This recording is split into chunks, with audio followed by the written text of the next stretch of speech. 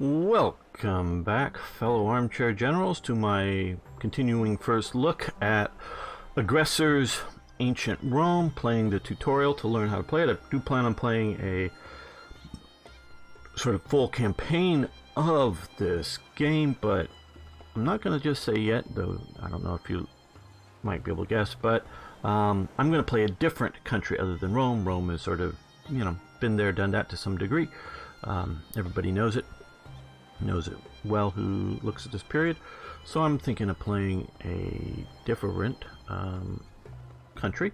And to all of you who are new here, please hit that subscribe button. I would love to see you around the channel more often for great historical gaming.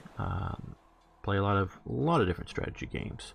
So, and of course, if you want to like the video. Okay, we should end the turn. We're going to, instead of hitting enter, we're going to push that. I'm a preference to mouse over keystrokes.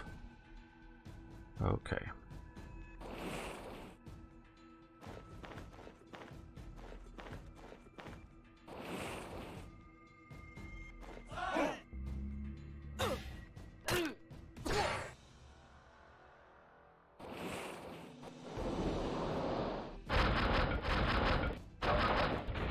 Oh, they got sunk.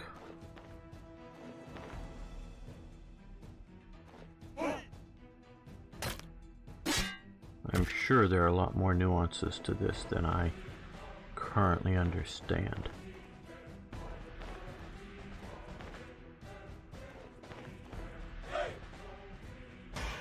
We'll take Ephesus, very famous city.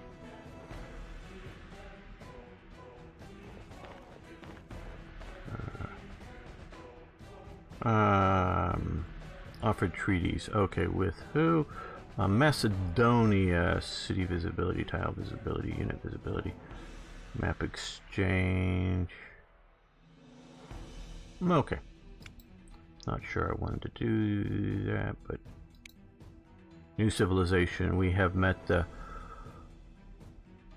Odrysian Kingdom. The Odrysian Kingdom is a larger country with a larger population. It is one of the more powerful countries with one of the most powerful economies. It is a monarchy. The nation has a good reputation and keeps friendly and peaceful relations with many countries. The country is currently at war with Epirus and Antigone and others. So much for being peaceful. Let's see what our future relations with the Odrysian Kingdom will be like. Okay, we will see this. Aetus Legion, close to the Dyrachmid, is starving and its morale is decreased. Okay. Is that... Yes! No, is this... No, this is Septebius' Legion. Okay. Over there. Right.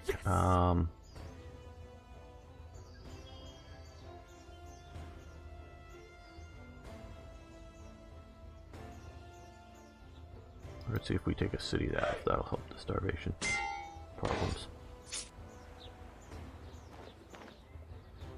We were defeated. Okay. Probably because we were starving.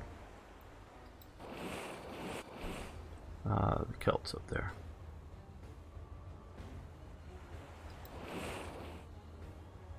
Okay.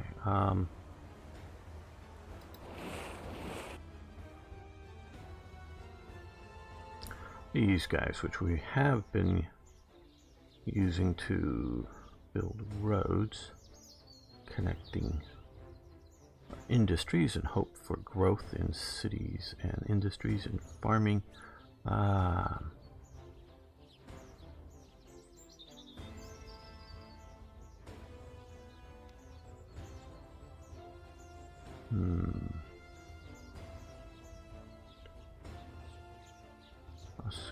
Okay, they have, and they're trading up to there. They have a road, I should say. Well, let's move north because I think we're going to be pushing into some of these other territories. So, Hope we can get up to there. Let's go up to there. Now here, let's continue to explore along this coastline, figuring out what's going on around in the world.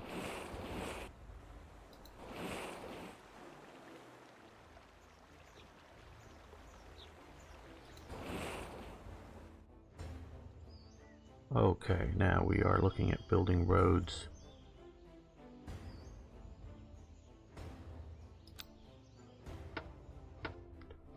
With you.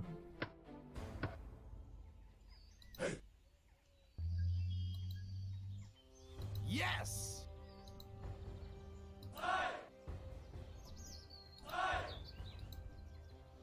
Okay, well, guess we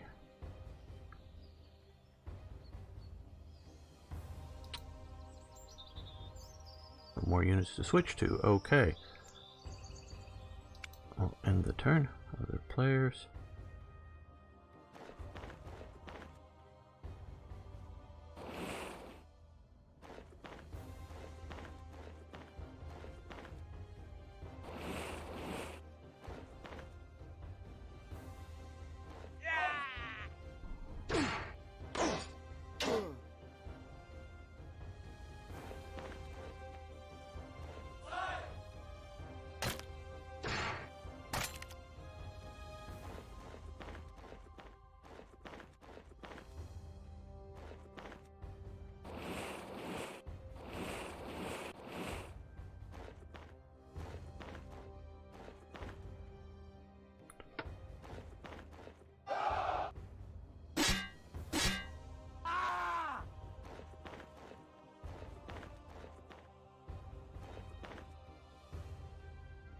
That's the city that I was wanting to take. Well, maybe they'll be weaker now. Okay, peace, Antigonid.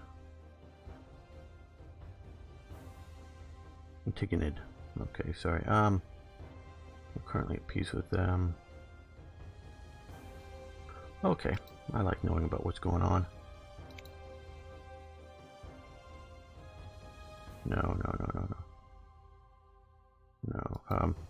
Orisian Kingdom peace. Cancellation.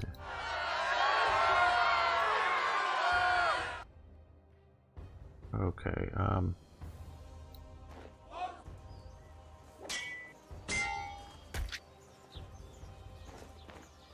good, victory. We got Stalia. Okay, well, what we want to do is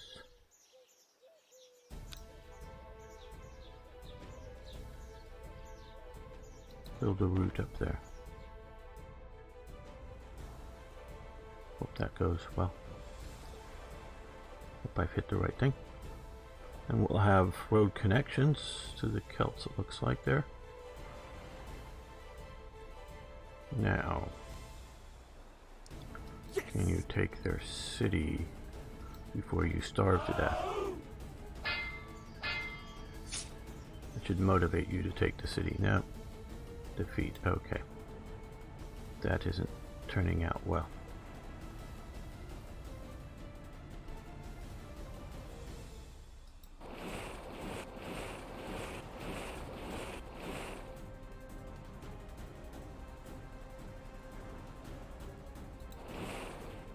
Check out what's going on over here. You've got a dock.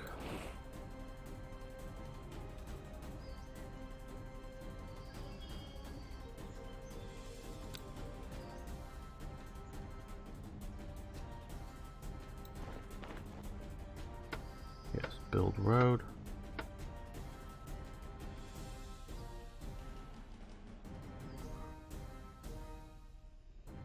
End the turn.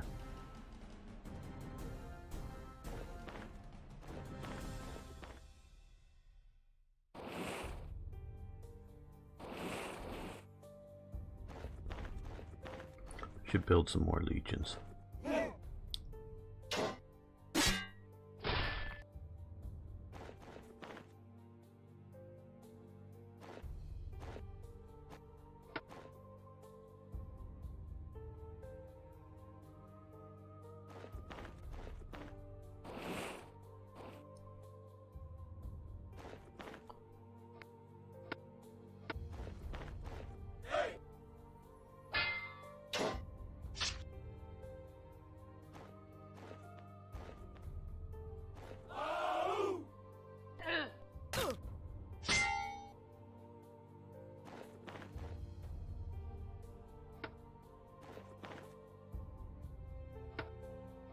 Okay, new technology. The ancient gods used to be associated with celestial bodies, the patterns visible in the night sky.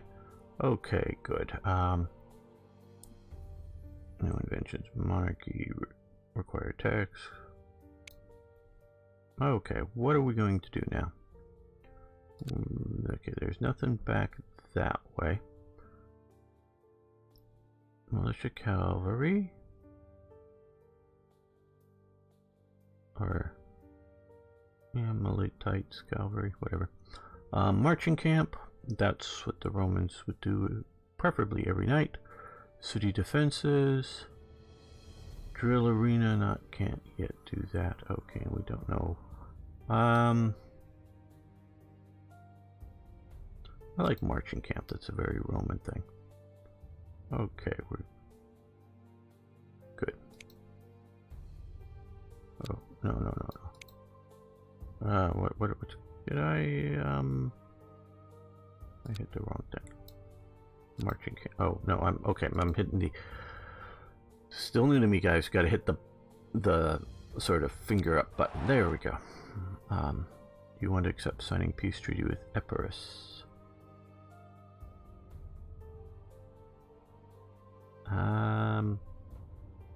Yeah, I guess so. We're not doing too well when we were trying to take them. From the Iberian tribes. No.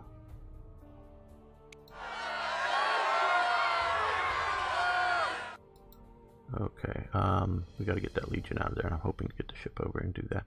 Building empires cannot be done without dealing with neighbor nations that might see your growing power as a direct threat to their own interests. Even if you try, you will not be able to maintain peace forever. War is the only way to grow the influence, prestige, and political weight of a country. Declaring war is a job. Yes, I know you want me to declare war.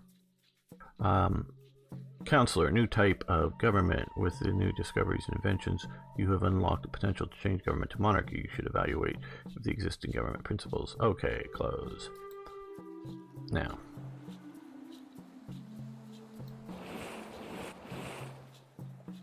Yes.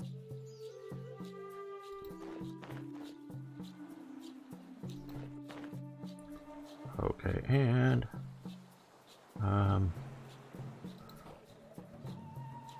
well, it looks like we've saved that legion. Now,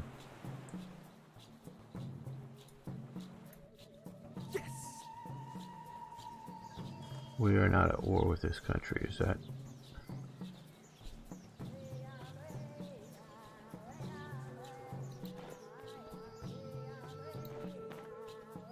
So they've grabbed that.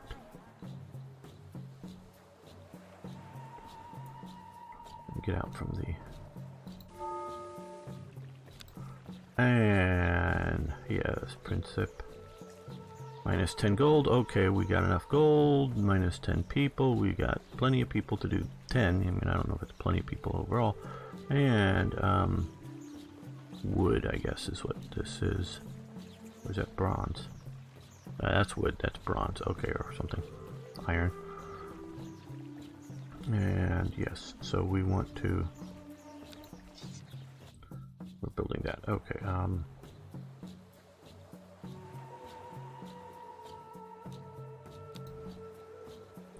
these guys.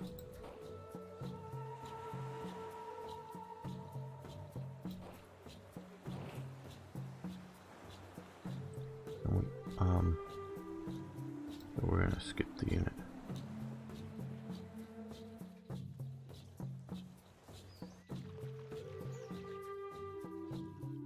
I do sort of want to get Ravenna, or Ravenna, sorry, Ravenna. Boy. I feel more foolish because I know of the city. And when I get it wrong like that, it's more than just like something I've never heard of and got wrong, which, okay, you know.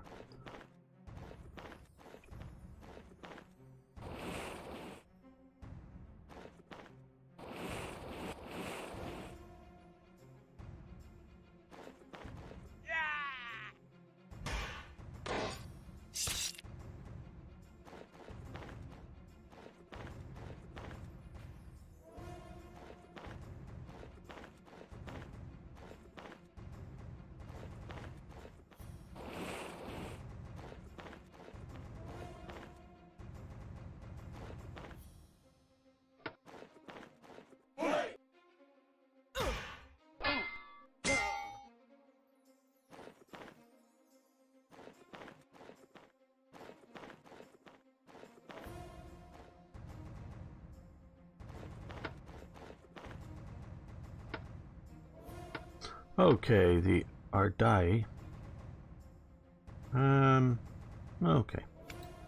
I don't know if giving them a look at us is going to hurt us. Trade proposal. Macedonia wants to give us wood. Okay, we would give them what? Coal? Or stones? We've got lots of stones. Let's see if we can do a 1-for-1.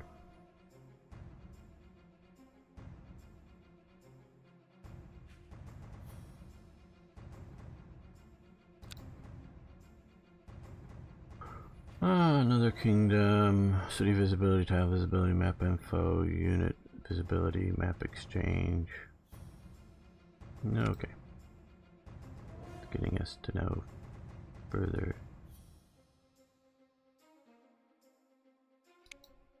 A new civilization, the Decian tribes. Decian tribes is a small country, small population.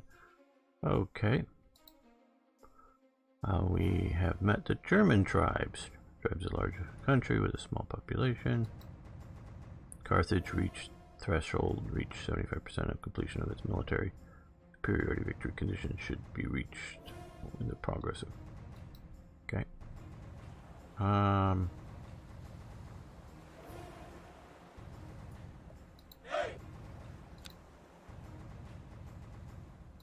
Go to a town. Man, you look beat up.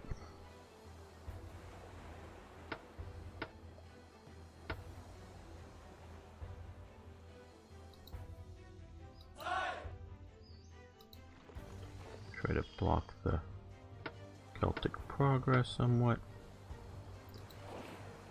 Down the coast of Sardinia.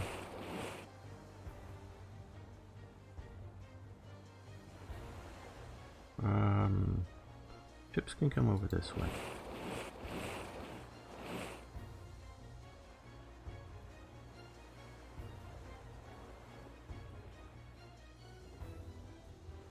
Now, let's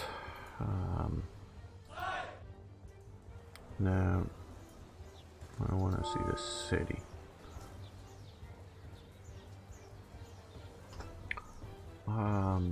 Build an improvement.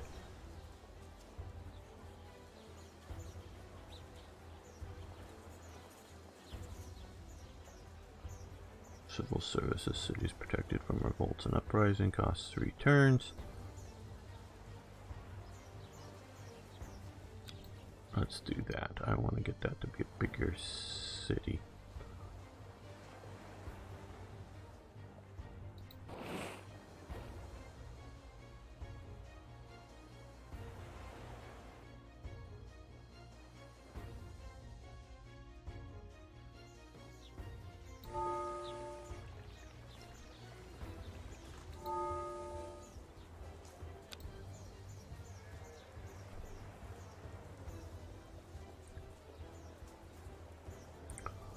Yeah, let's do that. I want to get some of these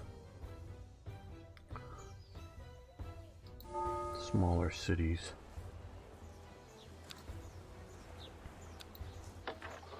going. I know.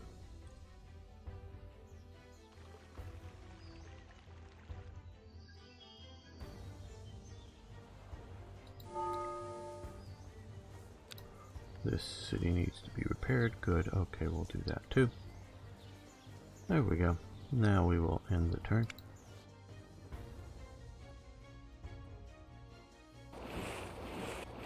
Our former, maybe future enemies.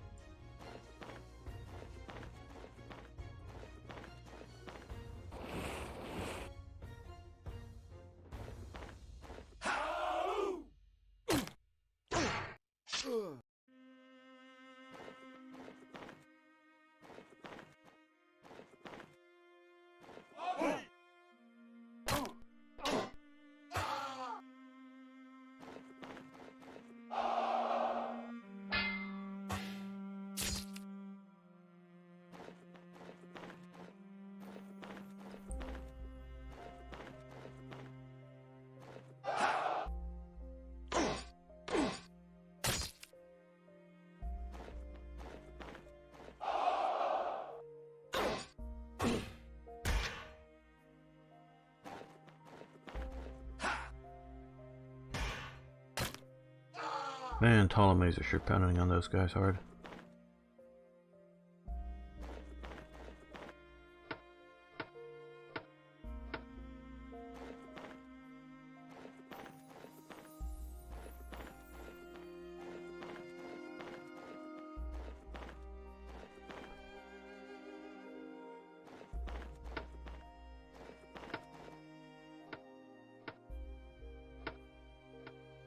Okay, Epirus, cancel peace with the Odyssey. No, we're not going to war just because you want it. Trade proposal. Okay, we've got a lot of population. Slaves, probably. For some stones.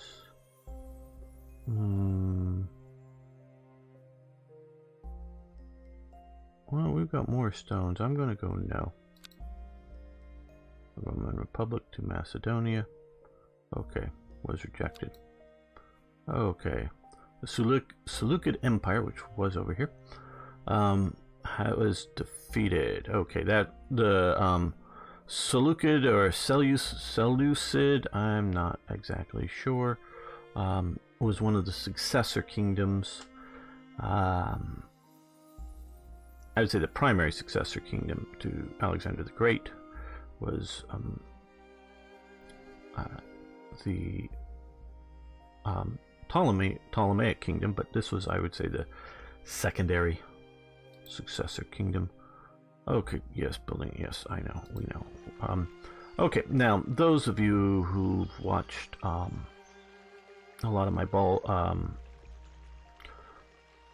Hearts of Iron content know I do this a lot and talk about history and politics and culture and that type of thing while playing games. And I want to talk a little bit about some of that here. I know, at least I hope we're getting new viewers to this. And it's something that my channel is sort of about, is to talk about it. And I was watching all of these guys bashing on each other over here in their warfare and thinking about, wow, okay, we've exchanged maps, so we see what's going on here. They can see what's going on in my country, and you know, does mine look like an appetizing target? Look weak, not enough legions, they could get in, grab something, or does it look strong? But also, as I was thinking about it, well, the geography, yeah, well, you know, what are they going to do about it? Yes, we know they can get on ships, they can try to come over here. But still, this is comparatively, and we can see these kingdoms between, is sort of somewhat simplified here between Athens and Sparta, and in all of these games, it seems, especially I'm familiar with like the EU series or like Rome Total War, as well as, of course, you know, Matrix / Slitherine games. I think this is more of a Slitherine game. All seem to gravitate in their gameplay towards bigger and bigger empires, swallowing up the smaller and smaller things. And quite honestly, outside of Rome, that isn't a strongly determined factor. You know, you have Alexander the Great, of course, he collapses. You have Persia. Yeah, it stays around for a long, long time and could sort of hold true to that. But if you look at the regionalism within the Persian Empire, the satrapies, it's not nearly as a centralized empire as we in the West think of when we look at Rome. But I was looking at geographical determinism, and I hear this from some viewers, as to why things are the way they are in the world, either today or in the past, is that your geography dictates how successful or unsuccessful you were. And I strongly disagree with that. I'm a culturalist. I believe culture dictates. And so, well, these lesser peoples, and they could be lesser Europeans, you know, trying to get the screen to scroll up here.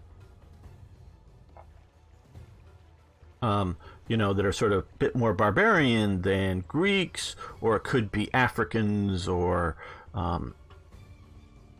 Asians or someplace else, and the Europeans have come, and it was because of their geography and their whatever that they were more successful than these other people. So you have to, you know, I don't know whether it's take pity or you know, give excuses for, or what, for the people that have been dominated over the world. And I just think they're flat wrong. It is the culture. It's not, I'm not a racist. I believe it is cultural.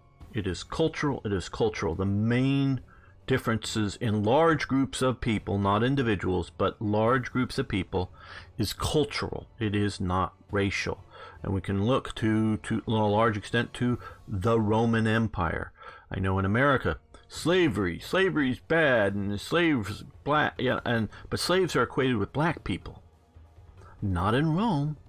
There's a lot more Northern Europeans that are slaves in Rome than there are Africans. Black Africans were a rarity in Rome, and I'm sure there were some slaves that were black Africans, and they were sort of highly prized as a rarity. Now, North Africans that very well may have dark skin. They weren't all Arabs. There were the Numidians, and I think I'm getting that right, because the Nubians are down here south of Egypt, but the Numidians, the Berbers, the Carthaginians, yeah, they had darker skin, many of the groups, but they weren't black Africans as we want to think about that. And so Rome, and sure, ancient lineage within Roman hierarchies is an important thing, but once you became a citizen, you sort of first generation citizens, somewhat lower status.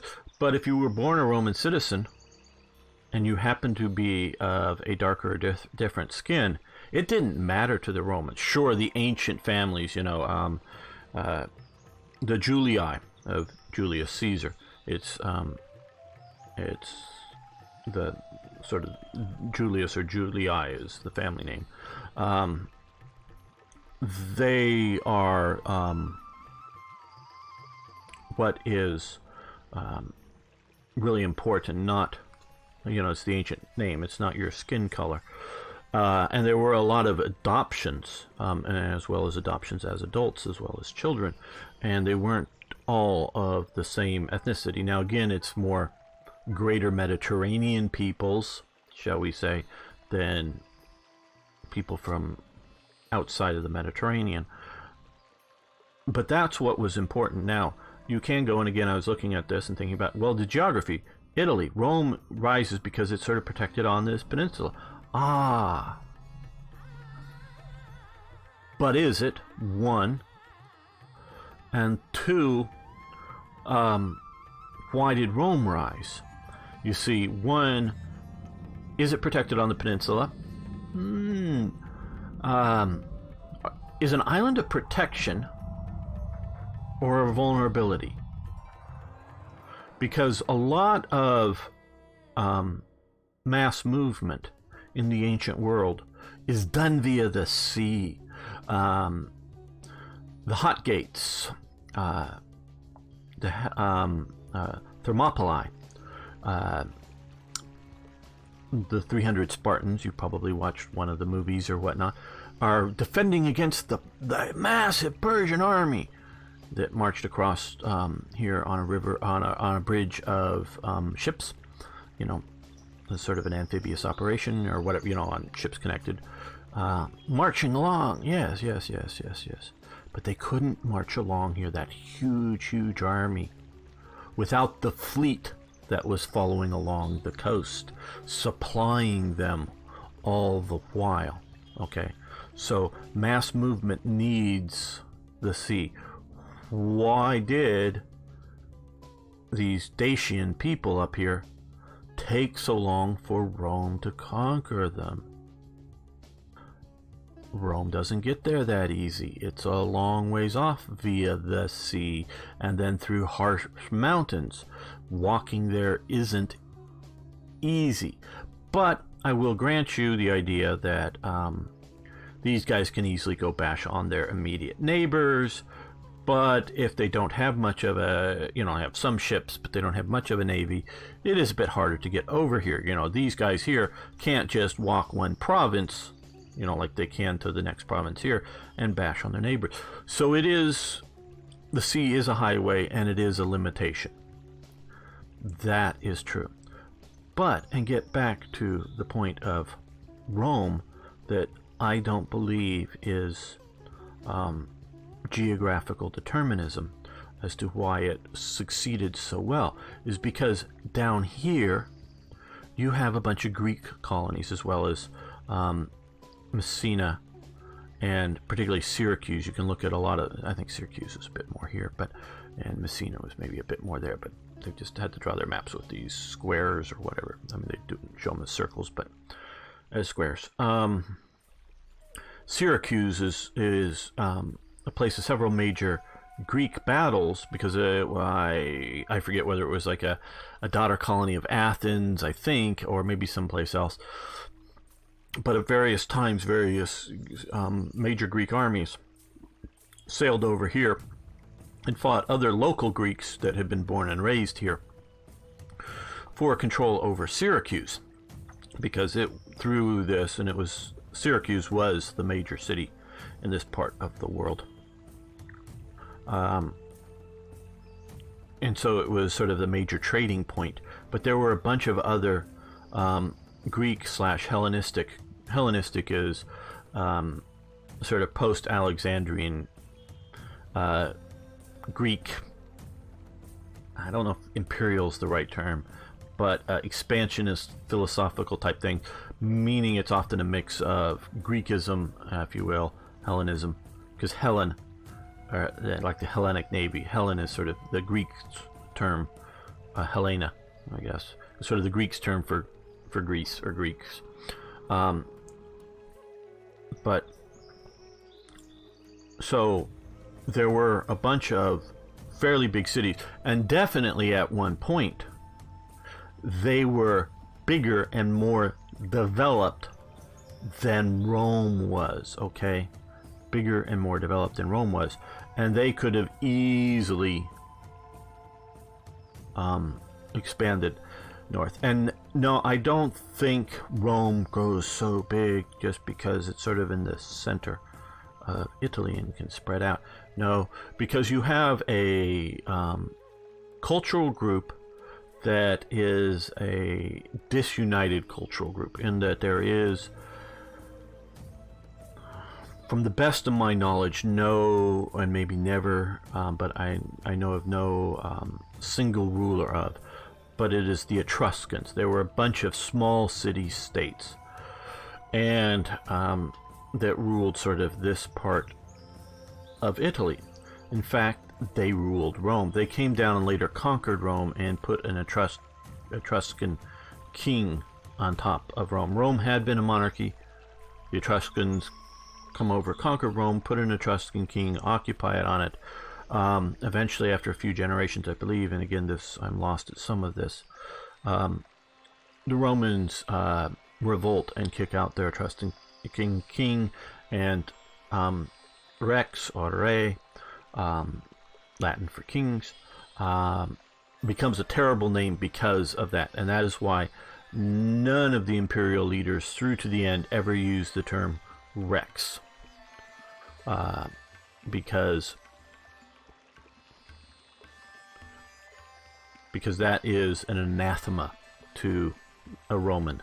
A king is a bad thing, primarily because of the foreign kings. So they will call themselves Caesars, imperators, emperors. Imperators is more of a military term that gets changed into emperor, if I'm getting all of my Latin and whatnot right. But so Rome is at one time conquered by the Etruscan culture, but they are not Etruscans and not Etruscan in culture. They're Latin, and now they pick up Etruscan words, Etruscan cultural things, but they also reject Etruscan things. I'm not going to say sexual equality between men and women, but Etruscan women were much more public figures than Roman women. If you look into Roman women, and their names are they're very much belonging to the members of the patriarchy. Here modern feminists rant and rave about the patriarchy.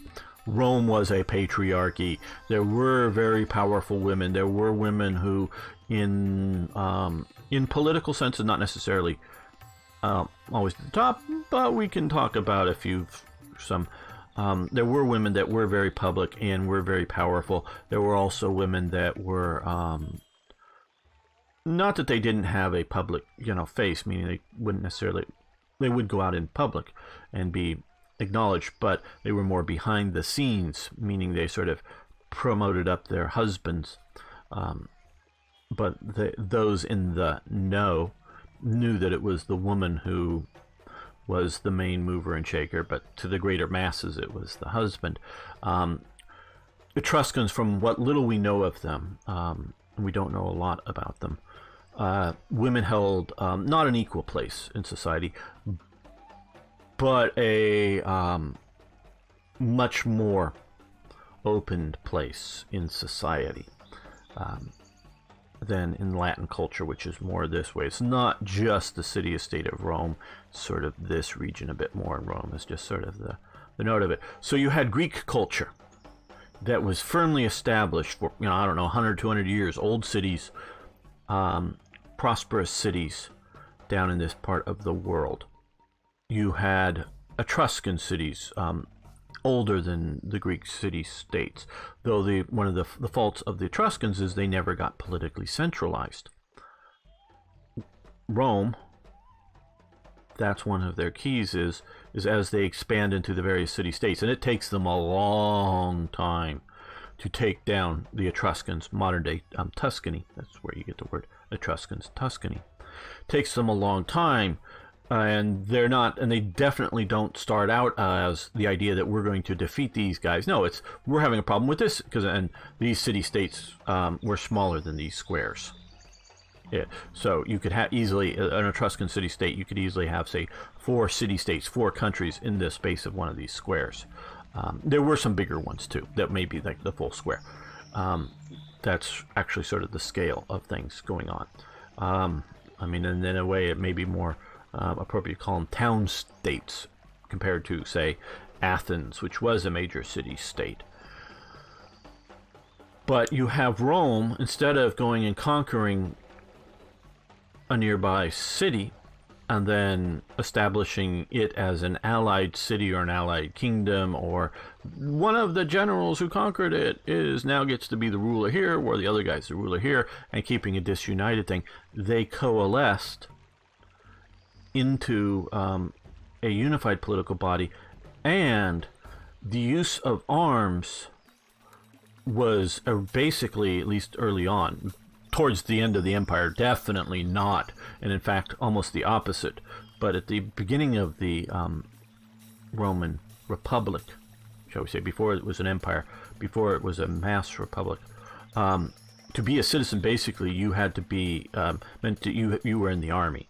Not as a full-time soldier. No. This is not military rule. It is all of the male citizens had to go out on the field of Mars, the god of war. They had a field outside of the town, and do military training, and then go back to your day job.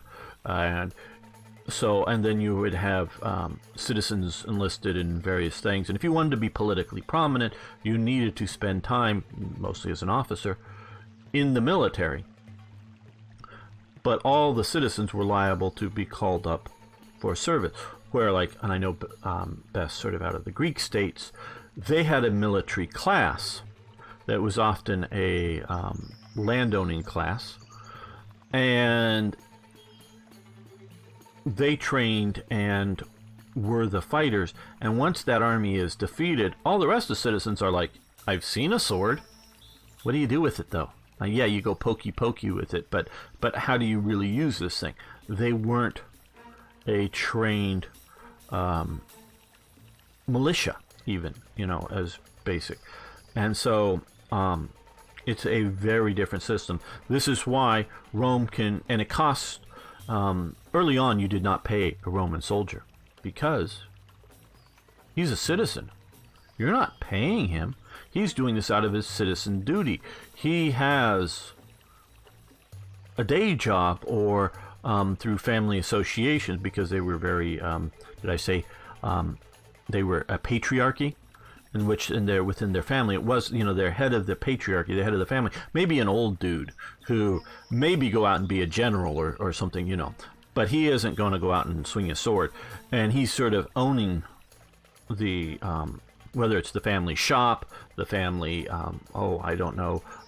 pottery making business, the family farm, the whatever, and it would be his sons or grandsons or nephews or whatever, these other citizens, but are part of this sort of family business, often with slaves, but under it, they are the citizenry. And so it's the sort of subunits there that aren't like the owners of the business. They're the ones being the soldiers. So the family is paying for the weapons. So the equus is a sort of a class in Rome, and that's horses, equines, horses. And they were the guys that had enough money to buy a horse and equip themselves appropriately as a guy on the horse. Now, Rome's did not have a large, partially because of this, because there was not a tradition of a state-funded cavalry out there.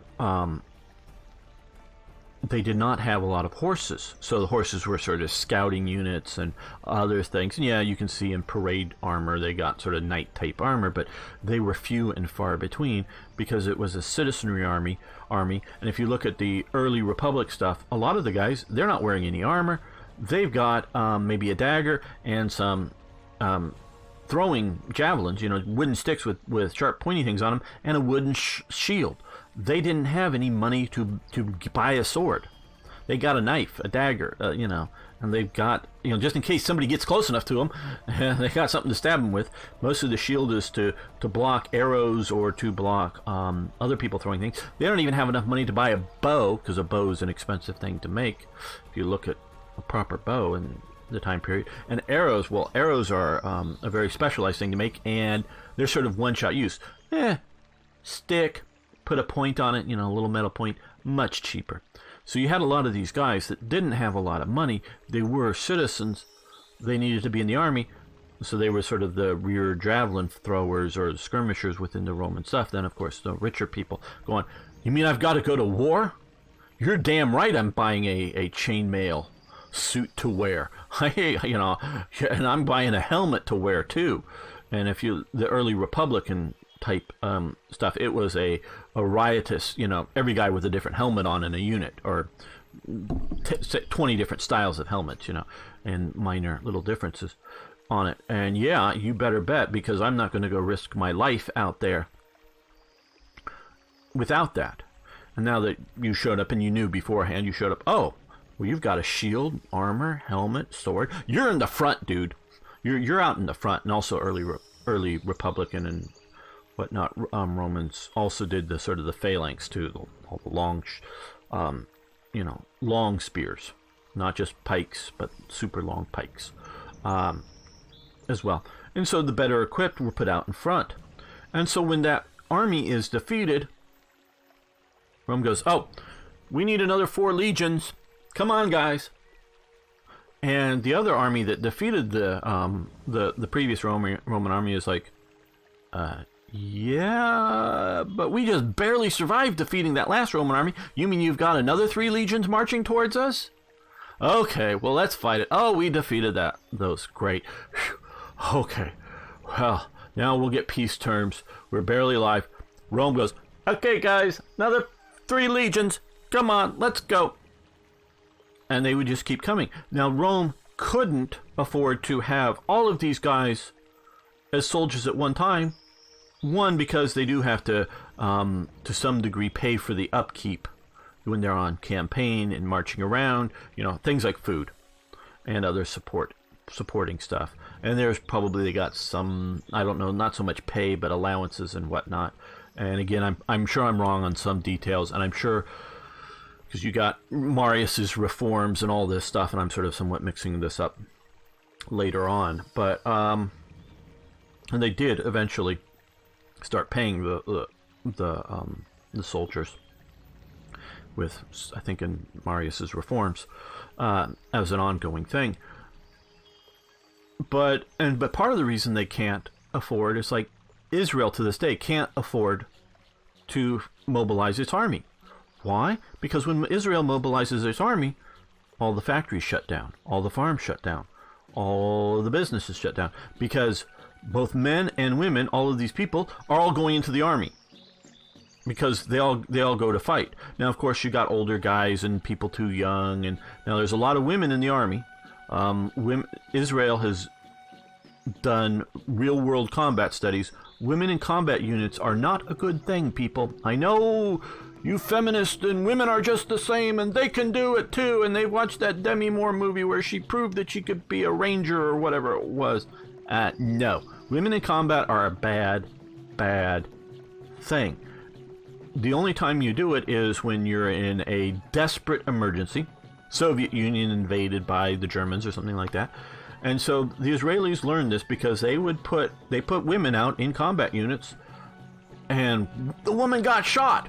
All 20 guys are carrying this woman back to the field hospital because she's like the friendly face within the unit, and everybody's like falling apart because the woman got shot and we got to get her help. And there goes that platoon, that half the platoon or whatever just ran to the rear carrying the woman that got shot. Okay, it doesn't work. Now, in the Israeli army, the primary tank trainers, people who train people to drive tanks and operate tanks, are women. And this is no joke about women drivers or anything like that. Though there was a meme posted. There are more women in Israel driving tanks than there are women in Saudi Arabia allowed to drive cars. And this is the reason is because they don't put women in combat roles. It's a training role. It's a support role. They train these women, young women, to get good at driving the tanks and get good at training them. So when you get the raw recruit soldier guys, they show up to the training unit to how to drive the Merkava tank. And it's primarily the trainers are women. So the women can drive and operate the tank just fine. They know how to do it. They're probably very good at it. And if their training unit needs to go into combat because things are falling all to hell, falling apart in Israel, they're losing the war, I'm sure those women will fight, because that's the time when you're in a desperate situation, you have the women fight. And so and you can see lots of pictures of women, sometimes in bikinis, walking around the beach carrying an M16, is because they are a soldier woman, and they have to have an arm, a gun, and they can't just leave it somewhere unattended.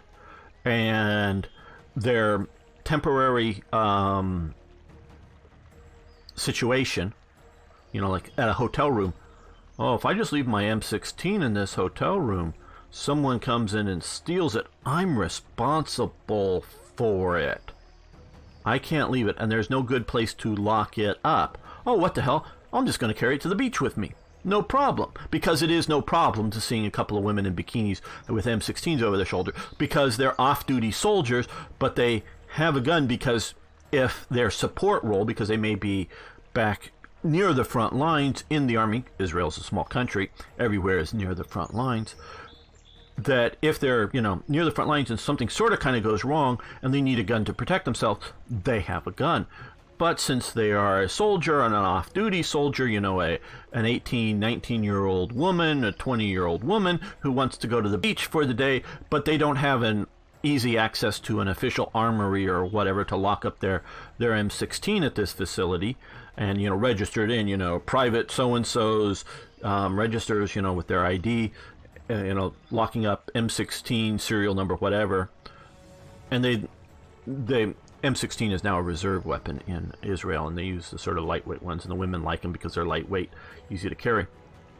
And so they don't have that ability to go lock it up in an armory right away. Okay, so they'll just take it to the beach with them. No big deal. And so the women are in a support role. But normally, after they go through their national service, and maybe after they go through a few extra years of sort of being a professional soldier, trainer type person, they'll leave the service and go into business, and they're still liable for call-up in an emergency. Well, if Israel calls up all of their soldiers, basically their country shuts down. That would be the situation with Rome. If they call up all of their soldiers, their country shuts down. And trying to logistically organize food and all this other stuff will be very difficult, because who's growing the food, who's doing the grinding of the corn, who's watching the slaves? That's also an issue going on. So this is why Rome has a different culture than, say, the Greeks down here a little bit, where their soldiers are primarily professional soldiers who other job is maybe, oh, I own this farm and I sort of make sure it doesn't fall apart, or something else like that, because often the sort of proto-knight type things, you know, knight as in Christendom knight, and the idea that a soldier is given some land to sort of support himself.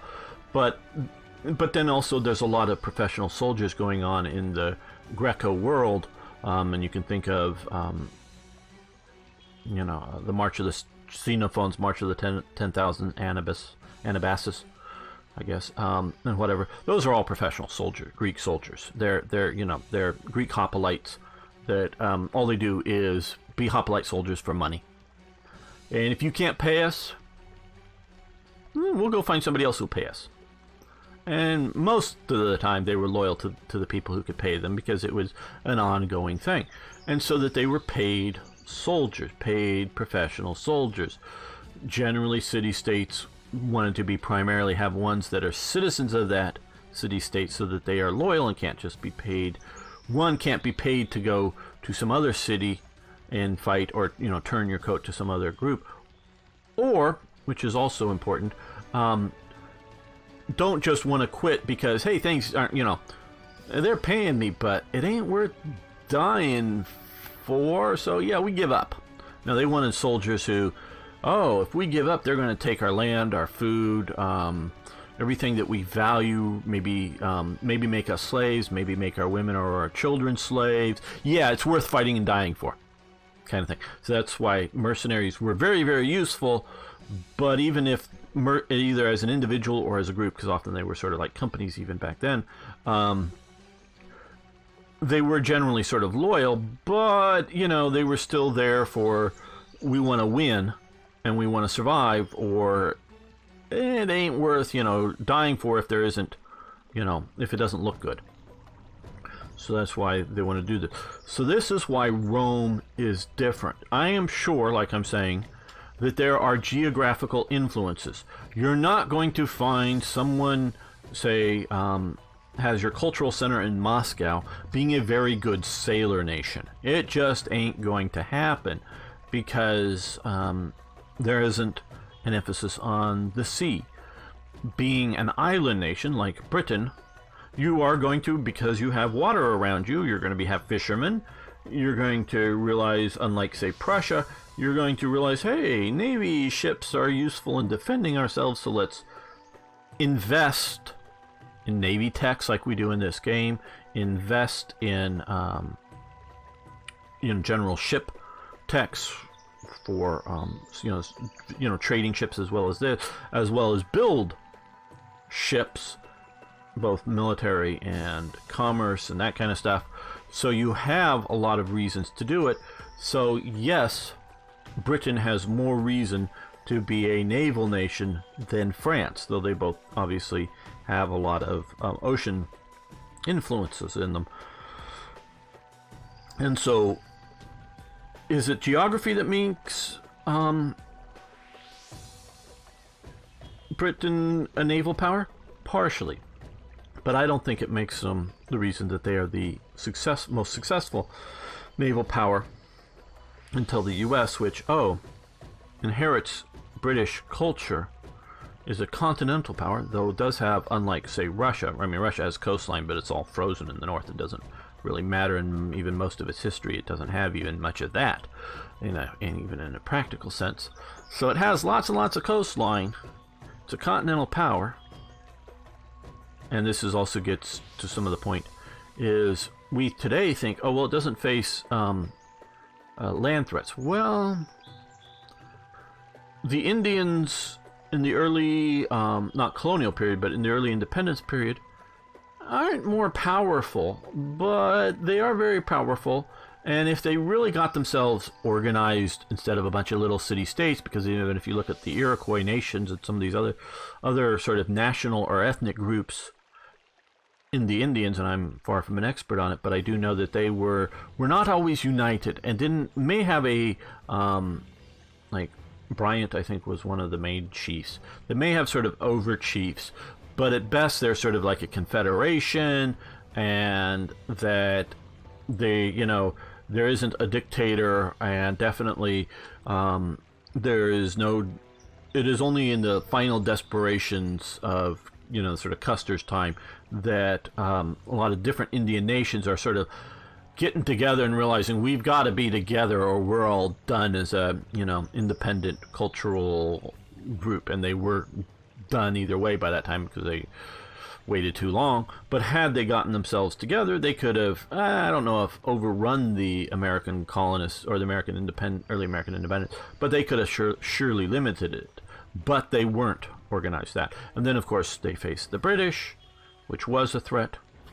And they had the War of 1812.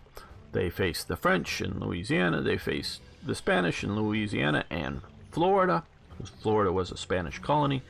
And French and the Spanish, and especially when they finally got the Louisiana from the French under Napoleon, they were the greatest land imperial power in the world, and they had a big enough navy to ship over a large force. So the Americans did have real practical major threats. But yeah, Bavaria or Prussia couldn't just decide to go to war with them and march their troops across the border. So there is an insulation layer absolutely to America. Absolutely.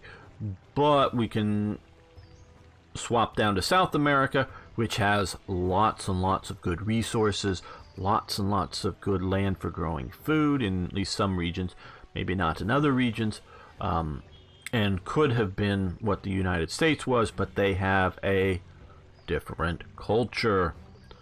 So this is why I am a cultural determinist, and look and see, well, why is X, fill in the blank, such an oppressed people? Well, it's because they have a unsuccessful culture. It may be a nice culture, but it doesn't compete well with others. And to try to artificially bring them up to, we'll call them European standards, first world standards, is artificial and will not last, because they don't have the cultural attitudes to repair the new buildings that you build. Now, but look at country Y, and they've done it. Yeah, mostly because they have done it. And their culture, and we'll take Singapore, which is a British colony, and which even the Chinese, the Indians, and the Malays, or whatever you want to call it, the more localized people that make up the population of Singapore, are all greatly influenced by Britishness and maintain a lot of those British traditions and practices, so that a Chinese from Singapore may have a lot of similarities from a Chinese person in the central, I'm not talking about Shanghai, but sort of in the center of China, but they are also very much transmuted by their experience of the British culture, so they are different than a Chinese deep mainlander. Now, of course, the more exposure to the West, the more westernized they are, but doesn't mean that they're not being Chinese too. And this is obviously, China built wonderful buildings when Europe was in the Dark Ages. Now, Europe built some other stuff earlier too, but so China knows how to do it and maintain buildings. It's just once they tried communism, it didn't work out so well. So they're obviously different. But, and I've talked about this, China's a very inward-looking and very prejudiced towards Chinese things over foreign things. Well, the Singaporean Chinese aren't that. They're sort of the opposite of that by their very definition of a multicultural society that is based upon trade around the world. So they are not an insular-looking people, and so they have been infected, if you will, by that Anglo-ness to them. And so that is a cultural change. And cultures that weren't major building cultures, and I have 2 or 3 that have popped into my head, that now have a lot of buildings that they've contracted, but I won't say names because I don't want to prejudice anybody. They've contracted outsiders to come in and design, at least, I mean, design the functional and train the functional elements of a lot of their buildings, and they hire a lot of different outsiders to come in and do a lot of the work, and they get these buildings, and they've altered their culture in some ways. I just don't know whether it will last past their, maybe say, riches in an boom of one type, and once that boom may be over, I don't know if the people's industriousness will continue without that sort of external flow of cash to buy external workers. Not that the people aren't smart enough, it's just the way they want to live is different. If you come from a culture whose ideal is to be a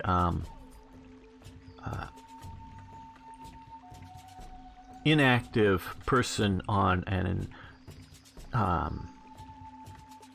industrially not industrially but industrious base, meaning an aristocrat whose sole job is to sit around and do nothing but maybe manage situations, and that is the ideal. And that ideal is not just a few at the top that may go into government service or managing large estates where you need a few people to, a small percentage of your population to be the management class, if you will. If you are developing a class system, they're the management class. You need a small group. But if you have that as a mass achievement and mass goal and desire, and with you're actually working, you actually have to spend your days at a job and look down upon those people in your culture, I wonder how long that culture is going to be successful. Maybe you figured out one. Actually, it's at least 3 cultures I'm thinking about with some of this. And no, I'm not. If you guess, I'm not going to say you're right or wrong. But if you have that sort of cultural outlook and you lose your sort of cultural or your economic main single source, possibly success, are you going to be able to maintain it afterwards, or is it an artificial situation? And we can see where this happened in Europe, in which you have very much the landed gentry type class that moves into a even more of a rigid social society that gets very rich. We're talking the Spanish here, with its conquest of the Americas, very rich in gold and silver, and then continuing rather rich in trade of spices and other things that continued, as well as a continuing flow of gold and silver into Spain. And you have the Spanish Netherlands, which is a colony of theirs, which is a very industrious culture. And then you have basically the collapse of their import economy. I mean, they lose, at the end of the Napoleonic Wars, they've lost their Spanish colonies, or it takes a few years afterwards, but you can look up Simon Bolivar and all of that stuff. And so you see Spain with its underdeveloped country, its sort of medieval traditions continuing on. And like one of these, I'm thinking of big sort of wide roads, if you will, but they're sort of wide pasture roads that were moving sheep flocks to the city or something to farm them, wasteful use of land and that type of stuff, that they were still very successful because of this importation of gold and other things, where you see the industriousness of the Netherlands with a different culture, acting and behaving very different, that does become very rich from trading.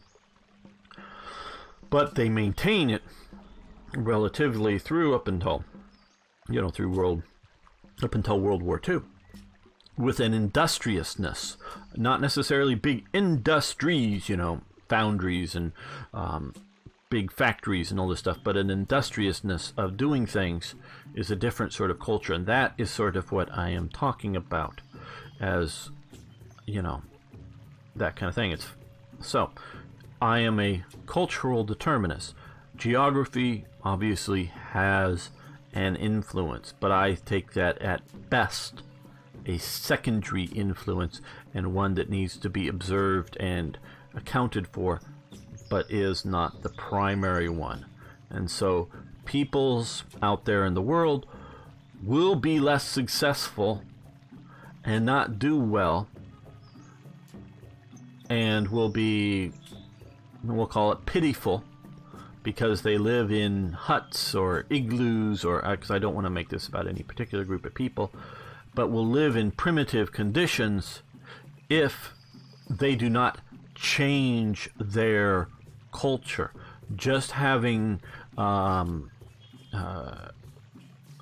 man, as I think about this, the American Peace Corps come out there and dig them a well that has a windmill on it that pulls up water, clean, at least relatively clean water from the ground in a efficient use, and that's great for the people, and it's good for people to do that. And now they have water, so they're less dependent on the rain or the lack thereof for their crops and whatever.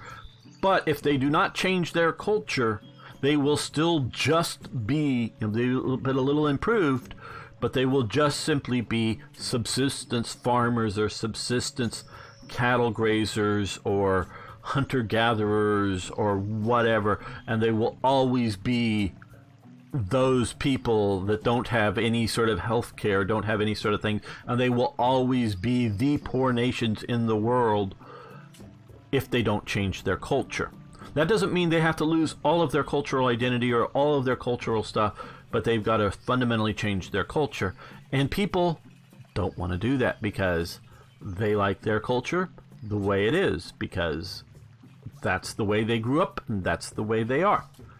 So it takes pressure for them to change their culture.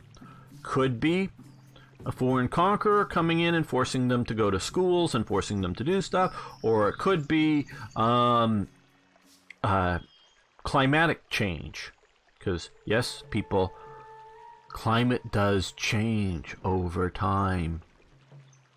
Man has a minuscule effect, and I believe only a localized effect on any climatic conditions.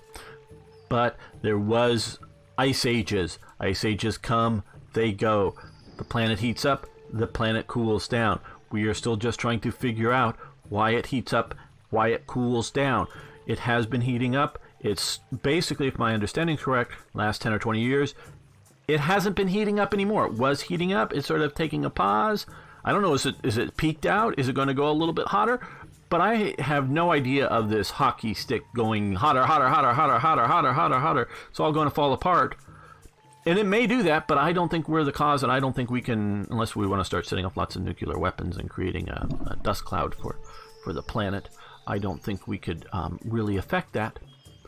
But, and yes, maybe that's why it gets cool at times, is because the Dark Ages, there's a few volcanic explosions and puts up a lot of material, ash, dust, whatever, up into the sky and it goes around the world, and it's enough to cool it off, and it's sort of compounding effects of more and more ice and snow and whatever, and it creates an ice age. That could be some of the major things, and I just personally believe we are coming out of a mini ice age, and we could talk about that.